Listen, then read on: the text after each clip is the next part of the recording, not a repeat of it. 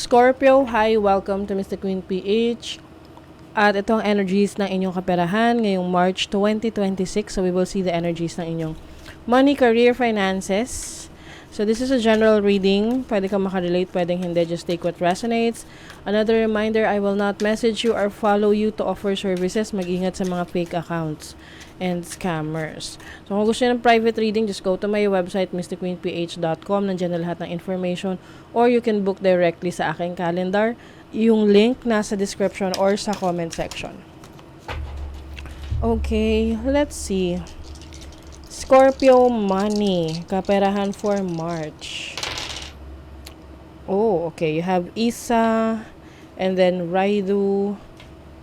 Some of you may travel opportunities pagdating sa work ninyo na pwedeng ipapadala ka sa ibang bansa or sa ibang lugar. Meron ding yung parang ang tawag doon, ididestino ka doon sa lugar na yon. Kung may delays before, no, finally matutuloy na yan. Kasi itong isa is about delays, also limitations, pwedeng parang may obstacle, but with Raido here, this is an energy of, movement, travel, and finally moving forward. And then also, you have Manas. This is about self-awareness.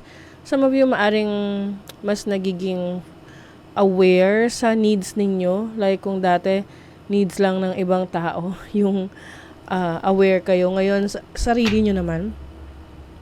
So this is about practicing self-love, self-care. Part rin yan ng self-discovery mo. Mas kinikilala mo yung sarili mo. Mas lalo mong nilalaliman ang kaalaman mo about yourself, about life. So yung iba sa inyo, this is spiritual awakening. You're going through a major spiritual awakening. And meron ding opportunity for you na to meet new friends, new connections, lalo na if you will be going to different places. So makakatulong yan sa network mo, pagpapalawak ng iyong network. Beauty, ayan. So you have your beauty is divine, Scorpio. You're going to be more attractive. Mapapansin mo maraming nagkakaroon ng interest sa'yo, nagiging crush ka, or alam mo yung mga nagpapahiwatig ng pagkagusto. And part rin kasi yan ng pagde-develop mo rin sa sarili mo, part ng self-discovery mo, na finally, you are focusing now sa sarili mo.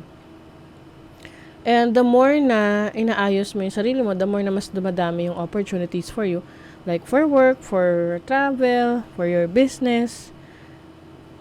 At mas nagiging creative ka rin, no? Master creator rin.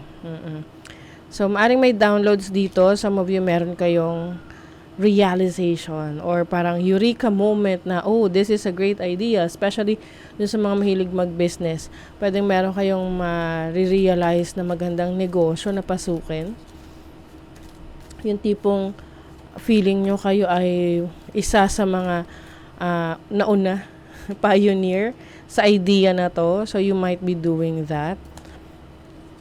And then, also, may happiness, merong fulfillment when it comes to your career path. So, whatever career path you are in, whether nasa transformation ka, o kaya you are in a career na maayos naman, kontento ka naman, merong happiness dito, merong fulfillment. You will feel good about what you are doing.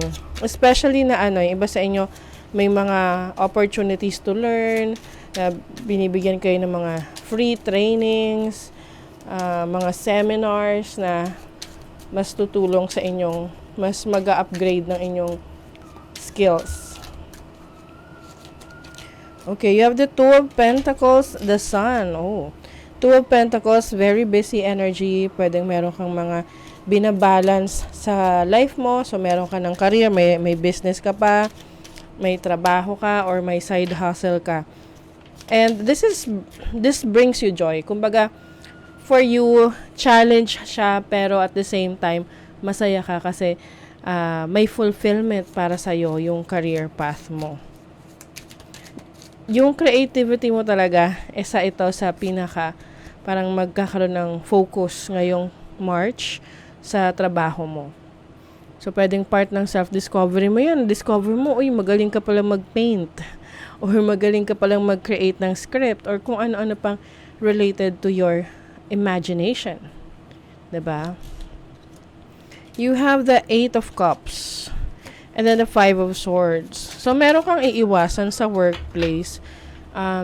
Ito yung mga tao na akala mo maayos na kausap or mahirap kasi kapag kasama mo sa trabaho, mahirap kasama. Yung parang mahirap pa kasamahan. Oo. So, some of you, pwedeng you're going to avoid these people and focus only on your goals.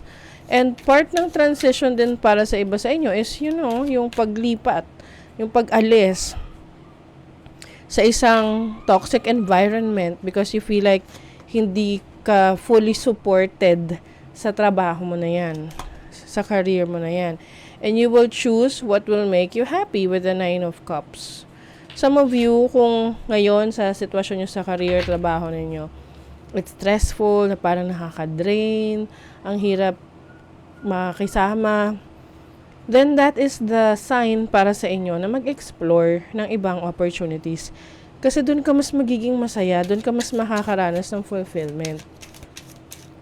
But of course, if you are in a situation right now na masaya ka naman, then I think ang mas mag-grow sa'yo yung creativity mo kasi nasa tamang environment ka eh. You have the 5 of Cups. Kasi yung iba sa inyo, meron na kayong experience in the past na tiniis nyo yung ganung katoksikan. And you don't want to miss on other opportunities na, dahil lang natatakot ka na mag-explore, magsistay ka kahit nahihirapan ka na. So, sayang yung mga opportunities na darating sa'yo. 'Di ba? Mindful spending. So, sa pag-spend ng pera, paggastos, mas magiging maingat ka. You will evaluate your purchases. Ito yung tipong itatrack mo yung income mo, yung expenses mo. And bago mo bilhin ng isang bagay, you will sit on it muna na tipong 1 week. Kapag 1 week, hindi mo na kailangan. So, ibig sabihin, hindi mo na bibilhin. Oo. So, mindful yung spending mo. Continuous learning. So, you will commit to lifelong learning. This is very good pagdating sa career, trabaho. Kasi the more na natututo ka, the more na mas maraming magbubukas na opportunities for you. Income goals. So, napaka-importante rin for you na magsaset ka ng income goals for this month. Na ito yung gusto mong ma-achieve, lalo na kung meron kang multiple sources of income. At yun yung magdidictate sa'yo kung paano ka magtatrabaho ngayong month, no? Na kailangan mo bang mag-slow down or kailangan mong mas magtrabaho. Okay?